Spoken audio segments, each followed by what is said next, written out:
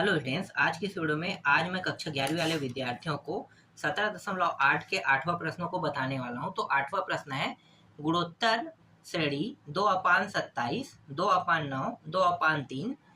इसके बाद अंतिम पद दिया हुआ है 162 दिया है, ठीक है। का अंत में चौथा पद ज्ञात कीजिए। तो अंत से हमें क्या करना है, चौथा पद निकालना है। तो एक बार यहाँ पे मैं फिर से गुणोत्तर श्रेणी को लिख लेता हूँ, ठीक है। तो यहाँ पे आपको लिखना है हल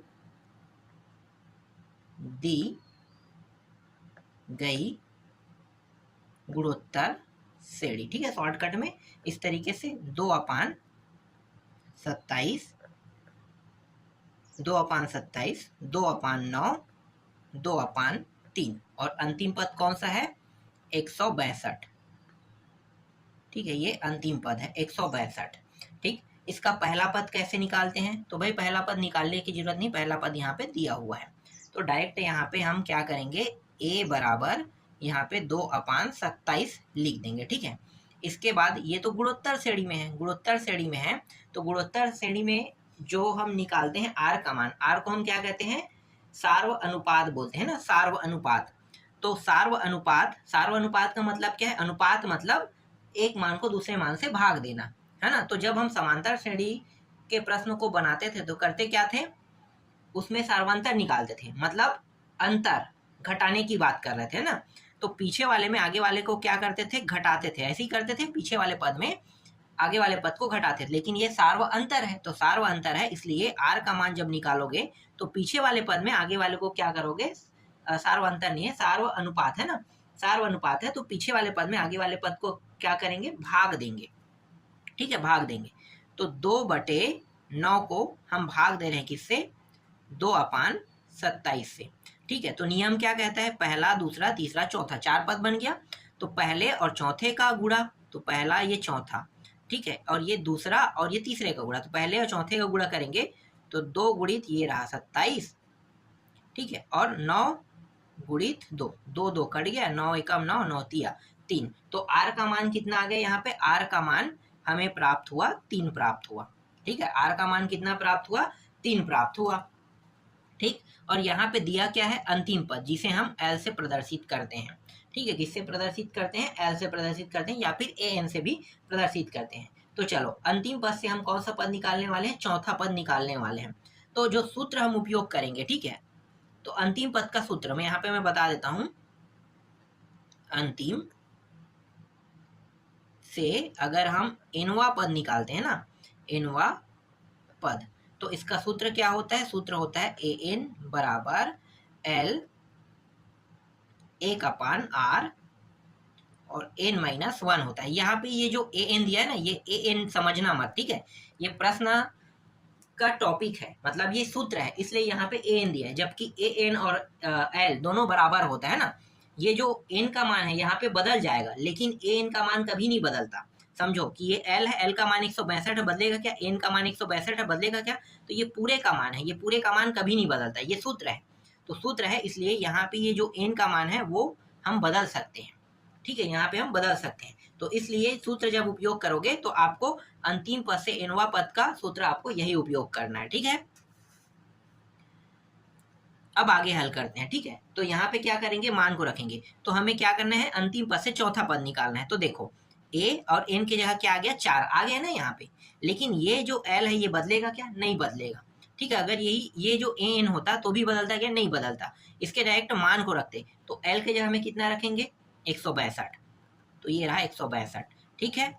एक आर के जगह में कितना रखेंगे, आर का मान देखो 3 है, 3 n-1, n का मान कितना है, 4 है, तो 4 जब हमने यहाँ पे रखा तो यहाँ भी रखेंगे 4-1, तो a 4 है ना, और ये रहा 162, और ये क्या हो जाएगा, घट जाएगा, घटेगा तो कितना हो जाएगा, 3 3 हो गया, और 3 का 3 बार तो 1 का 1 रहेगा, और ये 3 का 3 बार करेंगे, 3 तिया 9, 9 तिया 27, तो ये आ जाएगा 27। 27 के पहाड़ा से ये कट रहा है तो कटा देते हैं, 27 के पहाड़ा से 1 बार में कट गया और ये 6 बार में कट गया। मतलब जो A4 का मान है ना, A4 जो मान हमें निकालना था उसका मान कितना आया है, 6 आया है। यही क्या है, इस प्रश्न का उत्तर है। तो चौथा पद कितना आ गया, 6 आया। ठीक है, पीछे से जब हम गिनते आएंगे तो चौथा पद कौन सा रहेगा, 6 रहेगा। ठीक है, तो इस तरीके से आपका 8वां प्रश्न कंप्लीट हुआ। चलो अगला प्रश्न देखते हैं। देखो 9वां प्रश्न को। 9वां प्रश्न क्या है? 9वां प्रश्न है गुणोत्तर श्रेणी का चौथा और 7वां पद क्रमशः 27 और 729 है, तो श्रेणी ज्ञात कीजिए। हमें ज्ञात क्या करना है, इसमें श्रेणी ज्ञात करना है ना। और इस प्रश्न में चौथा और 7वां पद दिया हुआ है ना, तो पहले हम चौथा पद को लिख लेते हैं। तो यहाँ पे लिख लेते हैं हल चौथा पद। ठीक है, चौथा पद। चौथा पद को हम किससे दर्शाएंगे, A4 है ना, A4 से प्रदर्शित करेंगे। A4 का मान कितना है, A4 का मान है 27, A4 का मान कितना है 27। ठीक है, ये रहा 27। इसको थोड़ा सा और हल करें तो A4 का मतलब क्या होगा, देखो A और R है ना, और n-1 होता है ना, तो n का मान 4 है तो 4 - 1, और ये रहा 27। और अगर इसको हल किया जाए तो A R कितना हो जाएगा, घटाएंगे तो 3। हमेशा 4 कह रहा है तो R का मान 1 हमेशा कम रहेगा, और ये रहा 27। तो इसे हम पहला समीकरण नाम दे देते हैं। ठीक है, पहला समीकरण निकल गए यहाँ पे। अब हम 7वां पद का कर देते हैं। 7वां पद, 7वां पद। ठीक है, 7वां पद मतलब A7 का मान कितना रहेगा, 729।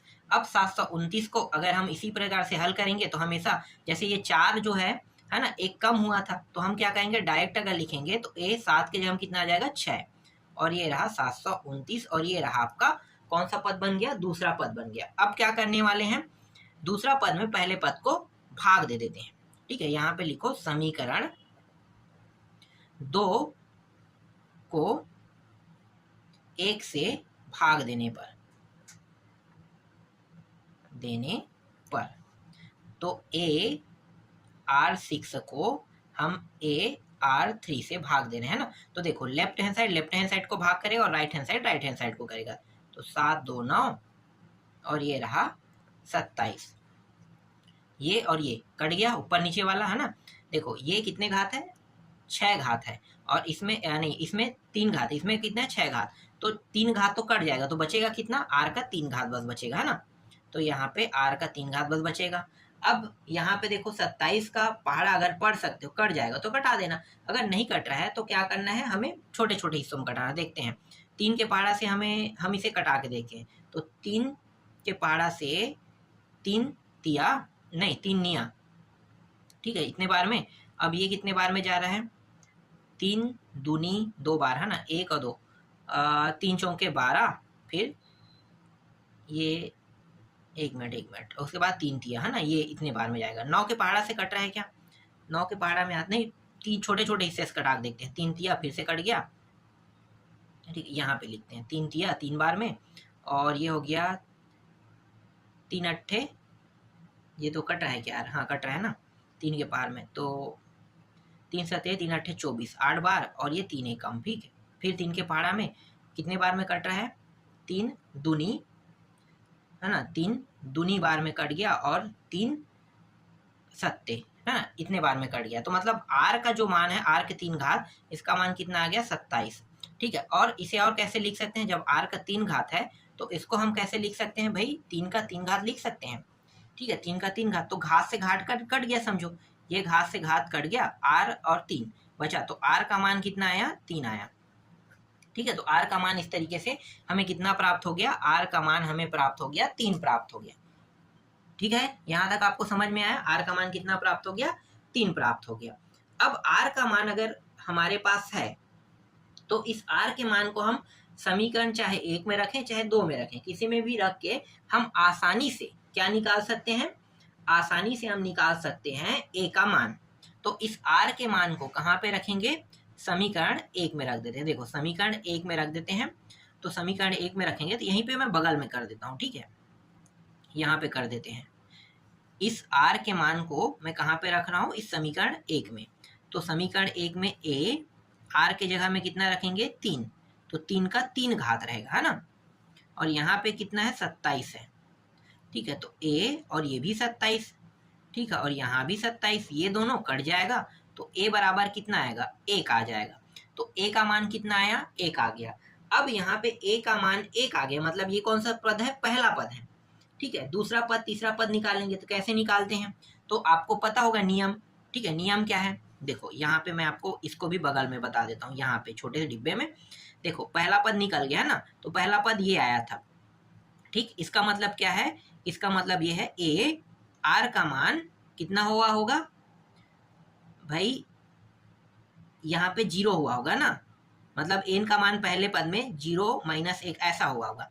फिर ए तभी तो 1 आया है, क्योंकि ये क्या होता है, अगर नहीं 0, इसको ऐसा मत करो, यहाँ पे पहला पद तो निकल चुका है, पहला पद ए है ना, तो यहाँ पे हो जाएगा आर एन माइनस 1, है ना। तो यहाँ पे हम क्या करेंगे, पहला पद के बाद दूसरा पद निकालेंगे तो ए पहले बार में एन का मान 1 रखना है, 1 और 1, यार पहले पद में 1 और 1 रखेंगे तो 0 हो जाएगा, नहीं यहाँ पे दूसरा आ जाएगा, एन का मान ये पहला पद में 1 आया था ना, तो देखो आर ये हो गया 1 माइनस 1, तो कितना हो जाएगा आर, और ये दोनों मान क्या कट के 0, तो 0 किसी का भी घात 0 हो तो सिर्फ क्या प्राप्त होगा, ए प्राप्त होगा। ए का मान कितना है, 1 आया, ये समझ में आया।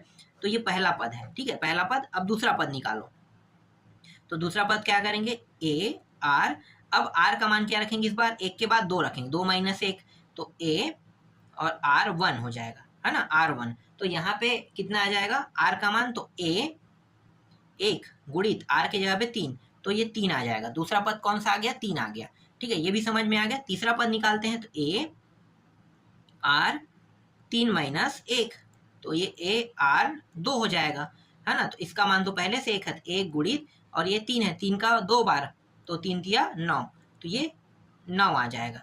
ठीक है, तो पहला पद 1 आया, दूसरा पद 3 आया, तीसरा पद 9 आया। ठीक है, और यही चीज हमें क्या करना था, इस प्रश्न में निकालना था। तो गुणोत्तर श्रेणी के प्रथम द्वितीय तृतीय पद, तो आपको क्या लिखना है, यहाँ पे लिख लेना है, अतः, यहाँ पे जगह कम था इसलिए मैं यहाँ पे छोटे छोटे में आपको बताया हूँ ना, अतः गुणोत्तर श्रेणी 1 3 9, इस तरीके से आगे बढ़ते रहेगा, है ना, है यही क्या है, इसका उत्तर है। ठीक, तो इस तरीके से ये प्रश्न भी कंप्लीट हो गया, समझ में आया। ठीक है, 9वां प्रश्न भी आपको समझ में आ गया होगा, बहुत सरल है। अब आगे देखते हैं नेक्स्ट प्रश्न को। देखो 10वां प्रश्न। 10वां प्रश्न क्या है, यदि किसी गुणोत्तर श्रेणी का 7वां पद चौथा पद का 8 गुना है ना, 8 गुना है, और 5वां पद 48 है, तो गुणोत्तर श्रेणी ज्ञात कीजिए। हमें ज्ञात क्या करना है, गुणोत्तर श्रेणी ज्ञात करना है। तो चलो इसको भी अब हल करते हैं। तो जो दिया है पहले उसको लिख लेते हैं। ठीक है, दिया गया है, ठीक है, दिया गया है 7वां पद, है ना, तो 7वां पद, ठीक है, 7वां पद कितना है, 7वां पद चौथा पद का 8 गुणा, मतलब 8 गुणा कर देंगे किसका, चौथा पद का, तो ये चौथा पद का कितने गुना हो गया, चौथा पद का ये 8 गुणा हो गया। ठीक है, इसी तरीके से 7वां पद को कैसे लिखेंगे, ए से 1 लिखेंगे, ए से 1, और इसको 8 गुणित A4 लिखेंगे कि नहीं, बिल्कुल लिखेंगे ना। अब इस 7वां पद को और कैसे लिख सकते हैं, AR6 लिख सकते हैं, एक कम लिखते हैं ना हमेशा, 7वां मतलब R का मान कितना हो जाएगा, 7 की जगह 6 हो जाएगा, R का घात जो है वो 6 हो जाएगा। इसी तरीके से यहाँ पे भी AR, और यहाँ पे R का घात कितना हो, 4 है, मतलब एक कम होके 3 हो जाएगा। ठीक है, इस तरीके से ये और ये कट गया, यहाँ भी कट रहा है ना, तो कट रहा है उसको भी कटा देते हैं, तो ये हो जाएगा R का 3, क्योंकि 3 और 3 6 हो गया, तो ये कट गया, तो 3 घात यहाँ से कट गया, तो R का कितने घात हुआ, 3 घात। एक मिनट, ये 8 को मैं क्यों काट रहा हूँ, इसको काटना है ना, 8 को नहीं काटना है। ठीक है, ये कट गया, 8 बचेगा यहाँ पे, तो यहाँ पे सिर्फ 8 बच रहा है। और इस 8 को और कैसे लिख सकते हैं, R का 3 घात 2 का 3 घात ऐसे लिख सकते हैं ना। तो ऊपर में देखो घात बराबर है, तो घात दोनों कट गया, बचा क्या, R बराबर 2 बचा। ठीक है, R बराबर कितना बचा, 2। ठीक है, तो R का मान यहाँ पे जो 2 है उसको हम क्या कहेंगे, R का मान कहेंगे। तो R का मान यहाँ पे हमें प्राप्त हुआ, 2 प्राप्त हुआ। ठीक, अब प्रश्न को फिर से पढ़ते हैं। ठीक है, प्रश्न को फिर से पढ़ते हैं, और प्रश्न के किस हिस्से को पढ़ेंगे, प्रश्न के इस हिस्से को, यहाँ तक के हमने कर दिया है ना। और पांचवा पद 48 है। ठीक है, कितना पद, कौन सा पद, 48 है, पांचवा पद। तो यहाँ पे लिखो और पांचवा पद कितना है, 48 है। ठीक है, पांचवा पद मतलब ए, आर का घात कितना होगा 4, एक कम हमेशा लिखते हैं ना, और ये रहा 48। और आर का मान हमारे पास है, तो आर के मान को क्या करेंगे, इसमें रख देंगे। तो ये जो आर का मान है इसे हम समीकरण 1 मान लेते हैं, समीकरण 1 में रख देते हैं। तो ये हो गया ए, आर का मान 2 और ये 4 घात, और ये रहा 48। तो ए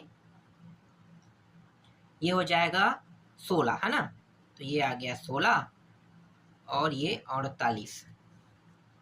तो ए बराबर, डायरेक्ट इसको कटा देते हैं ना, इसको तो ये भाग करेगा ही करेगा। तो 16 दूनी 32, 16 3 48, तो 16 एकम और 3 बार में कट गया, तो यहाँ पे आया 3। तो ए का मान कितना प्राप्त हुआ, ए का मान 3 प्राप्त हुआ। अब हम आसानी से क्या निकाल सकते हैं, गुणोत्तर से निकाल सकते हैं। कैसे निकालेंगे, तो देखो पहला पद निकालेंगे। तो पहले पद में जो n का मान है, पहले 1, n का मान फिर 2, फिर n का मान 3, n का मान 4, इस तरीके से बढ़त में रखा जाएगा, है ना। तो पहला पद अगर निकालते हैं, ठीक है, प्रथम पद, तो प्रथम पद के लिए n का मान कितना रहेगा 1, तो ये रहा a1, फिर a r 1 माइनस 1, यही रहेगा। तो a का मान कितना है 3, तो 3 रख देते हैं। r का मान देखो ये दोनों जीरो हो जाएगा, जीरो हो जाएगा, तो r का मान कितना आ जाएगा, सिर्फ 1, यहाँ पे कट फिट करके 1, हमें 2 रखने की जरूरत ही नहीं है ना, 2 हम रखने के बाद भी क्या होगा, अगर किसी का घात 0 प्राप्त हो रहा है तो वो मान डायरेक्ट 1 प्राप्त होता है। तो मैं यहाँ पे डायरेक्ट 1 रख देता हूँ ना, तो यहाँ पे पहला पद कितना प्राप्त हुआ, 3 प्राप्त हुआ। दूसरा पद निकालो, a r 2 माइनस 1, यहाँ पे हम r का मान रखेंगे, ठीक है। तो ये 3 गुणित यहाँ पे 2, और ये घट के कितना होगा, घात 1, तो 1 2 का 2 पाएगा, तो ये 6 हो जाएगा, ठीक है। फिर a3 करते हैं, तो ये रहा a r, और ये हो जाएगा 3 माइनस 1, तो 3 गुणित यहाँ पे 2 का 2 घात, है ना, 2 का 2 घात हो गया। तो ये हो गया 2 दूनी 4, 4 और 3, ठीक है। तो ये अगला पद कितना हो जाएगा, 12 हो जाएगा, ठीक है। तो इस तरीके से यहाँ पे नेक्स्ट पद कितना प्राप्त हुआ हमें, 12। 3 पद तक ही हमें निकालना है, ज़्यादा निकालने की जरूरत नहीं है। तो गुणोत्तर श्रेणी, तो यहाँ पे आपको लिखना है अतः अभीष्ट गुणोत्तर श्रेणी कितना है, 3 6 12, इस तरीके से है, ठीक है। यही क्या है, इस प्रश्न का उत्तर है। तो इस तरीके से आपका 10वां प्रश्न भी बन गया। चलो 11वां प्रश्न देखते हैं। देखो 11वां प्रश्न क्या है, यदि गुणोत्तर श्रेणियों 5 10 20 और दूसरा गुणोत्तर श्रेणी दिया है 1280 640 320 के nवें पद बराबर हो तो n का मान ज्ञात कीजिए। ज्ञात क्या करना है, n का मान ज्ञात करना है। यहाँ पे 2 गुणोत्तर श्रेणी है ना, तो दोनों गुणोत्तर श्रेणी को यहाँ पे लिख लेते हैं। यहाँ पे पहला गुणोत्तर श्रेणी लिख लेते हैं, पहला, और दूसरे साइड में यहाँ पे 2 खंड कर देते हैं, दूसरा, ठीक है। पहला गुणोत्तर श्रेणी इस साइड में लिखेंगे, दूसरा गुणोत्तर श्रेणी को इस साइड में लिखेंगे। तो पहला गुणोत्तर श्रेणी क्या है, देखो पहला गुणोत्तर श्रेणी जो है ये इसमें 5 दिया हुआ है, 10 दिया हुआ है, 20 दिया, ये इस तरीके से बढ़ते जाएगा। दूसरा 1280 640 320, इस तरीके से आगे बढ़ते जाएगा, ठीक है। अब क्या करेंगे, यहाँ पे ये जो है ये a का मान है, ठीक है। यहाँ भी ये क्या हो गया, a का मान है। पहले गुणोत्तर श्रेणी में a का मान 5, दूसरे गुणोत्तर श्रेणी में a का मान 1280। अब निकालने क्या वाले हैं, r का मान, जिसे हम क्या कहते हैं, सारो अनुपात कहते हैं। सारो अनुपात, पीछे वाले पद में आगे वाले पद को क्या करते हैं, भाग दे देते हैं। तो 10 में किसको भाग देंगे, 5 को, तो यहाँ पे आ जाएगा 5 दूनी 10, 2 आ जाएगा, है ना। तो r का मान कितना प्राप्त हो गया, यहाँ पे 2 प्राप्त हो गया। इसी तरीके से यहाँ भी r का मान निकालेंगे, तो पीछे वाले पद में आगे वाले पद को क्या करते हैं, भाग देते हैं। तो 640 में 1280 को क्या करेंगे, भाग देंगे, तो ये हो जाएगा 1/2 आ जाएगा। तो यहाँ पे r का मान कितना आया, दूसरे में 1/2 और पहले में 2 हमें प्राप्त हुआ, ठीक है। अब क्या करेंगे, हमें n का मान निकालना है और दोनों पद क्या है, बराबर है कह रहा है। तो दोनों बराबर है मतलब दोनों को क्या करेंगे, हम बराबर मान के हल करेंगे। ठीक है, दोनों को क्या मान के हल करेंगे, बराबर। तो दोनों को बराबर मान लेते हैं। तो यहाँ पे मैं लिख लेता हूँ प्रश्नानुसार। ठीक है, जैसे कि प्रश्न में कह रहा है प्रश्नानुसार। ठीक है, तो ये हो गया ए, पहले पद का है ना। इस साइड में मैं कौन सा लिख रहा हूँ, पहला पद लिख रहा हूँ। ठीक है, पहला पद ए, इसके बाद आर n माइनस वन। ठीक है, ये मैं लिखूंगा। दूसरे साइड भी सेम टू सेम लिखूंगा क्योंकि दोनों बराबर हैं। A R n minus one. अब मैं क्या करूंगा, ये पहले पद का जो a का मान है यहाँ पे लिखूंगा। तो a का मान 5 रहेगा, है ना। r का मान 2, तो 2 का घात n माइनस वन। इसी तरीके से इसका पहला पद कितना है, 1280 है, तो 1280 लिखूंगा। ठीक है, 1280। और यहाँ पे जो r का मान है वो कितना है, 1/2 है, और ये n माइनस वन। ठीक है, यहां तक आपको समझ में आया। देखो अब आगे क्या करेंगे, चलो एक बार और लिख लेता हूं, यहाँ पे आपको दिखाई नहीं दे रहा होगा ना। तो 5 था, फिर 2 n माइनस वन, दूसरा साइड था 1280 1/2 n माइनस वन। ठीक है, अब आगे क्या करेंगे, तो देखो आगे हम करने वाले हैं, ये जो 2 n माइनस वन है यहीं पे रहने देते हैं। ठीक है, ये जो है इन दोनों को क्या करते हैं, भाग जा रहे हैं, आसानी से कट रहा है, मतलब एक दूसरे को कटा रहा है। तो 5 के पहाड़े में एक बार में ये कट गया, 5 के पहाड़े में कितने बार में कटेगा, 5 दूनी 10, 2 और 8, 5 पंचे 25, 3 और शून्य, 5 छक्के 30, तो 256 बार में क्या हो गया, ये कट गया, समझो है ना। अब यहाँ पे 1/2 है, इसको यहाँ पे रखते हैं n माइनस वन। ठीक है, इस तरीके से n माइनस वन। अब 200 यहाँ पे कितना है, 56 दिया हुआ है। ठीक है, 256। तो 2 के पहाड़े में कितने बार में आता है, तो 256 है 2 के पहाड़े में 8 बार में। ठीक है, इसको कैसे निकालते हैं, इस तरीके से गुणनखंड करना है आपको। 256, 2 एकम 2, 2 दूनी 2 अट्ठे, फिर 2 एकम 2 छक्के 12, 2 चौके, फिर 2 से करो, 2 तिया 2 दूनी, फिर 2 से, 2 एकम 2 छक्के 12, फिर 2 से, 2 अट्ठे, फिर 2 से, 2 चौके, फिर 2 से, 2 दूनी, फिर 2 से, 2 एकम। तो देखो कितने बार, 1 2 3 4 5 6 7 8, 8 बार आया है। तो 2 का घात यहाँ पे मैंने 8 लिख दिया। ठीक है, फिर 2 n माइनस वन। अब यहाँ पे जो 2 नीचे में है उसको ऊपर में ले जाऊंगा, तो ये क्या होगा, जो ऊपर में जो घात है ना उसके चिन्ह क्या हो जाएंगे, बदल जाएंगे। ठीक है, एक का तो कोई वजूद ही नहीं है ना, एक को हमें कुछ करने की जरूरत नहीं है। एक के ऊपर कोई भी घात हो, मान तो सेम टू सेम आएगा, है ना। तो एक के ऊपर कोई भी घात हो, मान सेम टू सेम है, इसलिए एक को पूरी तरीके से हटा दो। और ये जो नीचे के जो 2 है ये आ गया ऊपर, मतलब इसके बराबर में। तो घात क्या हो गया, चेंज हो गया, तो ये बन गया माइनस और ये बन गया प्लस। फिर 2 का घात n माइनस वन, देखो दोनों के घात बराबर है, घात बोल रहा हूँ, नीचे के जो मान है वो बराबर है ना, 2 2 दोनों है। तो क्या हो गया, घात क्या होता है, जुड़ जाता है। तो 2 घात 8 है और ये 1 है 9, तो माइनस n और घात ही हो गया 9।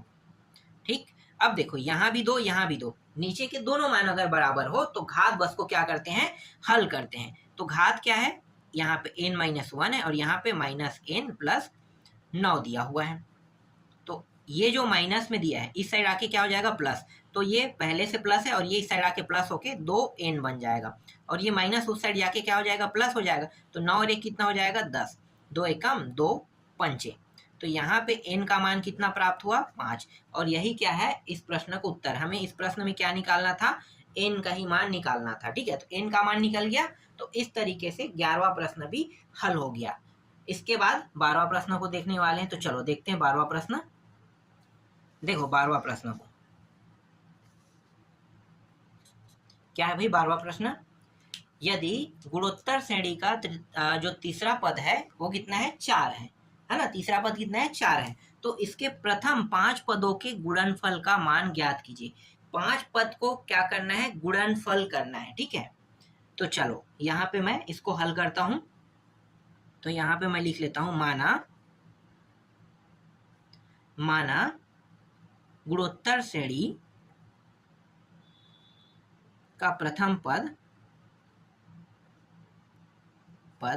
a तथा सार्व अनुपात r है ना, सार्व अनुपात r है। इसको हम क्या करते हैं, मानते हैं ना, तो हमारे पास पहला पद है और ना ही हमारे पास सार्व अनुपात का मान है, तो हम दोनों को क्या करेंगे, मान लेंगे। ठीक है, तो सार्व अनुपात क्या है, r है। अब इस प्रश्न में क्या है, गुणोत्तर श्रेणी का तीसरा पद कितना है, 4। तो लिखो a r, और r का मान कितना, तृतीय पद है मतलब 2 होगा, है ना, एक कम हमेशा लिखते हैं, और इसका मान कितना है, 4 है। ठीक है, इस तरीके से हम क्या करेंगे, लिखेंगे। इसको हम समीकरण 1 नाम मतलब दे देते हैं। ठीक है, अब क्या कहे, प्रथम 5 पदों का गुणनफल कीजिए। प्रथम 5 पद, लेकिन गुणोत्तर श्रेणी के, है ना, तो गुणोत्तर श्रेणी के 5 पदों का क्या करना है, गुणा करना है। तो हमें तो पता नहीं है कि पहला पद क्या दूसरा, इसीलिए तो हमने माना है, पहला पद को हमने a माना है और सार्व अनुपात को हमने क्या माना है, r माना है। ठीक है, तो यहाँ पे हमें क्या करना है, प्रथम 5 पदों का गुणनफल करना है ना, 5 पदों का गुणनफल। तो कैसे करेंगे गुणनफल, तो ध्यान देना। देखो पहला पद क्या होगा, a, है ना, पहला पद a रहेगा, दूसरा पद क्या रहेगा, a r रहेगा, तीसरा पद क्या रहेगा, a r का 2 घात, चौथा पद क्या है, a r 3, और पांचवा पद क्या रहेगा, a r का 4 घात रहेगा ना। तो इन सभी को क्या करना है, गुणनफल करने के लिए क्या है, मतलब गुणा कर रहे हैं, समझो। तो गुणा कर रहे हैं इन सभी का, तो गुणा करने पर देखो 1 2 3 4 5, a 5 बार आया है तो घात जुड़ जाता है, तो सभी में एक घात है, मतलब a का कितने घात हो गया, 5 घात। ठीक है, r देखो 1 और 2, ये कितने हो गए, 3 हो गए, 3 3 6 और 6 4 10, तो r का कितने घात हो गया, 10 घात हो गया। अब ध्यान दो, यहाँ पे a r का 2 घात इस तरीके से, इसको क्या करेंगे, इसी तरीके से बांट लेंगे, है ना, जैसे यहाँ पे दिया हुआ है वैसे हम क्या करेंगे, इसको भी बना लेते हैं। तो ये हो गया a, ठीक है, a को अकेला, ठीक है, और फिर r का 2 घात, ठीक है, 2 घात। तो इसको आप कैसे लिखेंगे, देखो r का 2 घात, तो इसको अब हम ऐसे लिखेंगे, इसको इस प्रकार से। ध्यान दो, हमने क्या किया कि उभयनिष्ठ के रूप में यहाँ पे 5 के पार आता है ना, तो 5 के पार हम 5 एकम 5 दूनी, तो 5 निकल गया, तो 2 बार में ये बचेगा, 2 बार मतलब 2 घात, और ये 1 घात बचा। ठीक है, इस प्रकार से बन गया, समझ में आया। अब करेंगे क्या, यहाँ पे देखो ए आर के 2 घात का मान कितना है, 4 है, बस यहाँ पे रख देते हैं समीकरण 1 से। तो समीकरण 1 से मान रखेंगे तो 4 का 5 घात, तो 4 के 5 घात कितना होता है, 4 का 5 घात मतलब 4 गुड़ी 4 गुड़ी 4 गुड़ी 4, 4 बार करेंगे तो ये हो जाएगा 1024 होगा, और यही क्या है, इस प्रश्न का उत्तर है। ठीक है, 1024 जो हमें अभी प्राप्त हुआ, ये क्या है, 12वें प्रश्न का उत्तर है। बस इस प्रश्न में इतना ही करना था और कुछ नहीं। तो आज की वीडियो में बस इतना ही, बाकी जो प्रश्न बचा है उसको मैं आपको नेक्स्ट वीडियो में बताऊंगा।